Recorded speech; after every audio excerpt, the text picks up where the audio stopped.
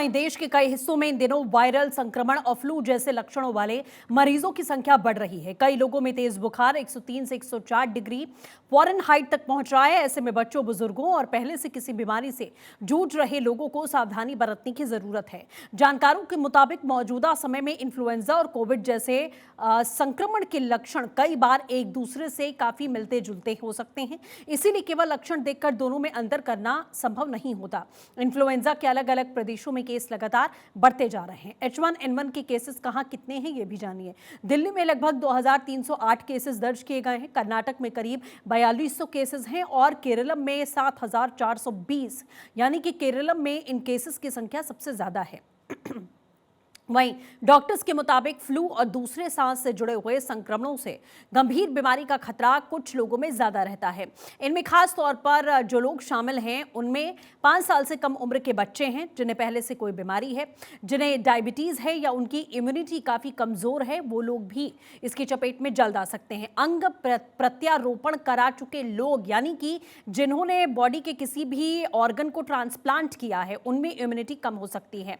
Immunosuppressant दवाएं लेने वाले जो मरीज हैं उनमें ये बीमारियां हो सकती हैं। हाइपरटेंशन वाले लोग हैं, ज़्यादा बढ़ सकती हैं। क्रॉनिक लंग डिजीज के मरीज हैं, किडनी की बीमारी से जो लोग जूझ रहे हैं, और ज़्यादा मोटे लोगों को इन बीमारियों से खतरा है। इम्यूनिटी यानी कि खास तौर पर जिनकी कमज़ोर होती है उनको अपनी चपेट में ले सकता है। इन लोगों में संक्रमण होने पर बीमारी गंभीर रूप ले सकती है। इसीलिए लक्षण दिखने पर डॉक्टर से जल्द संपर्क करना जरूरी है। अब सवाल उठता है कि इस बीमारी को पहचाने कैसे, और इसके लिए कुछ बातें हैं जिन्हें ध्यान में रखने की जरूरत है। अगर लक्षण दिखते हैं तो सावधान रहिए। लक्षण क्या क्या हैं? जैसे कि बुखार है, ज़्यादा थकान हो रही है, मांसपेशियों में आपके दर्द हो रहा है, सर में दर्द बना हुआ है, गले में खराश है, लगातार खांसी आ रही है, ठंड या कपकपी आपको लग रही है, तो ये नॉर्मल वायरल फीवर जैसे भी लक्षण हो सकते हैं। लेकिन आप सीधे डॉक्टर के पास जाइए और चेकअप कराइए। H1N1 इन्फ्लुएंजा वायरस का एक स्ट्रेन है। इसे आम बोलचाल में स्वाइन फ्लू कहा जाता है। हालांकि H1N1 के संदर्भ में ये नाम पूरी तरह सटीक नहीं माना जाता। इन्फ्लुएंजा वायरस समय के साथ में अपने स्वरूप में बदलाव करता है। वायरस में होने वाले छोटे छोटे बदलावों को एंटीजेनिक ड्रिफ्ट कहा जाता है, जबकि बड़े बदलावों को एंटीजेनिक शिफ्ट कहा जाता है। इसी वजह से इन्फ्लुएंजा के खिलाफ में वैक्सीन में भी समय समय पर बदलाव किया जाता रहा है।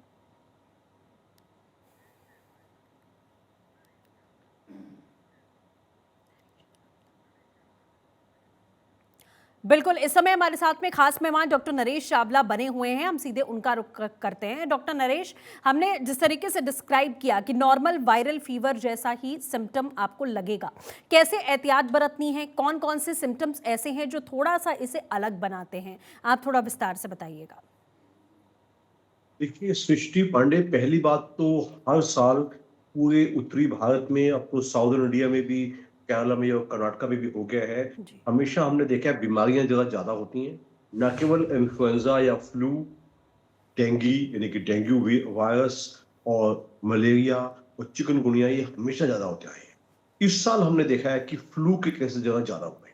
यहां तक तो बात ठीक ठाक है, लेकिन जो ये नया डर है जो कि स्वाइन फ्लू का है, जो कि H1N1 वायरस है, ये थोड़ा सा डेंजरस होता है। पहली बात तो बता दूं कि आम जनता को डरने की जरूरत नहीं है, चाहे वो स्वाइन फ्लू होता है, चाहे वो सिंपल फ्लू या वायरल फीवर होता है। दोनों में तेज बुखार आता है, सेकेंड थर्ड डे पे। वायरल फ्लू में या फ्लू में बुखार कम होना शुरू हो जाता है। स्वाइन फ्लू में हम देखते हैं कि पेशेंट के सिम्टम थोड़े बढ़ते नजर आते हैं। पेशेंट को सांस में तकलीफ, पेशेंट का जो ऑक्सीजन है, जो कि हम ऑक्सीमीटर से नाप सकते हैं घर में खुद, वो 90 से नीचे चला जाना, ये कुछ चीजें हैं जो कि हमें एक फ्लू के केस को स्वाइन फ्लू से ज्यादा अलग करती है। लेकिन आम आदमी को फिर भी चिंता करने की जरूरत नहीं है। सिर्फ अंडर 5 के बच्चे और 60-65 के सीनियर सिटीजन, और तीसरा वर्ग जो आप खुद बता रही थी प्रोमोज में, जी। ऐसा वर्ग जिसको कोई दूसरी बीमारी साथ में चल रही। हम्म। एक बड़ा बूढ़ा है 70 साल का, जिसको COPD, chronic obstructive pulmonary disease है, क्रोनिक किडनी डिसीज है, कोई हार्ट फेलियर है, कोई ऑर्गन ट्रांसप्लांट का केस है, कोई कैंसर सर्वाइवर है, कोई HIV का केस है, कोई क्रोनिक लिवर डिसीज का पेशेंट है, प्लस सबसे इंपॉर्टेंट वर्ग जिनको कोई इम्यून डिफिशियंसी की दवाइयां चल रही हैं या कोई स्टेरॉइड चल रहे हैं। इन लोगों को मैं स्पेशल रिस्क कैटेगरी मानता हूँ। सिर्फ इन्हीं लोगों को डरने की जरूरत है। आम आदमी को अगर स्वाइन फ्लू हो भी जाता है तो बड़ी आसानी से 5-7 दिन में अपने आप कम हो जाता है। तो ये हम्म, स्पेशल कैटेगरी है। मैं आपको बताना पसंदूंगा आपके आपके दर्शकों को, जी। इनको थोड़ा एहतियात की जरूरत ज्यादा है। कैसे ज्यादा है? अगर किसी ओल्ड मैन को या ओल्ड वुमेन को 60, 65, 70 की हैं, बीमारियां पहले से हैं, एकदम तेज बुखार आया जो नीचे आने का नाम ही नहीं ले रहा, प्लस उल्टियां शुरू हो गई, प्लस सांस में बहुत तकलीफ है, it is the right time. हम वेट ना करें। उसका स्वाइन फ्लू का स्पेशल टेस्ट होता है, इसको RT-PCR फॉर स्वाइन फ्लू कहते हैं। वो स्वाब, थ्रोट, गले से एक स्वाब आता है, वो लिया जाए। और पेशेंट की अगर हालत खराब है उसको जल्द हॉस्पिटलाइज करिए, क्योंकि यही वो स्पेशल कैटेगरी है जिनमें हमें डेथ होने का या हताश होने का डर होता है। आम जनता को आपकी चैनल के माध्यम से आज भी मैं हम्म, आश्वस्त कर रहा हूँ, कोई बहुत ज्यादा डरने की जरूरत नहीं है। आपको बुखार हो भी जाए तो अपने हाइड्रेशन का ख्याल रखो, पानी का ख्याल। एक 60 किलोग्राम के इंसान को, चाहे आदमी चाहे औरत, कम से कम 3-3.5 लीटर पानी जरूर पिया जाए, अगर कोई दिल का या किडनी का फेलियर नहीं है। नंबर वन, अपने सिंपल खाने का ख्याल रखा जाए। बचने के लिए मास्क का इस्तेमाल, भीड़ भाड़ की जगहों पे मत जाइएगा, ये बहुत जरूरी है।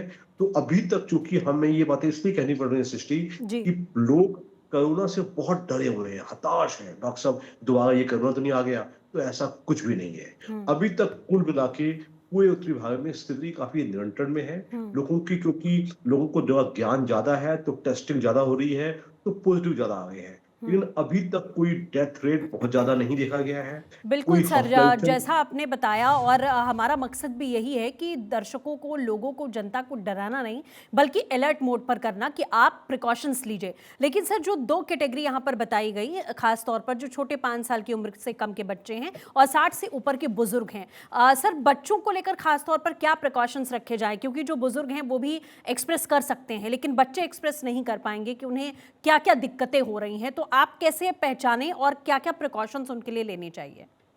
देखिए, अगर पहली बात तो देखो, मैं आपको बता दूं सृष्टि, हमारे अच्छे सुझावों के बावजूद भी हुँ, चैनल्स पे प्रोग्राम भी आ रहे हैं, लोगों ने अभी मास्क का इस्तेमाल शुरू ही नहीं किया। हुँ, अगर मैं 100 लोगों को देखता हूँ, मैं मेट इवन आपकी हॉस्पिटल की क्राउड देख लीजिएगा, किसी एक ने भी मास्क नहीं पहना हुआ। तो हुँ, लोग ना डरते ज्यादा है, प्रिकॉशंस नहीं लेते।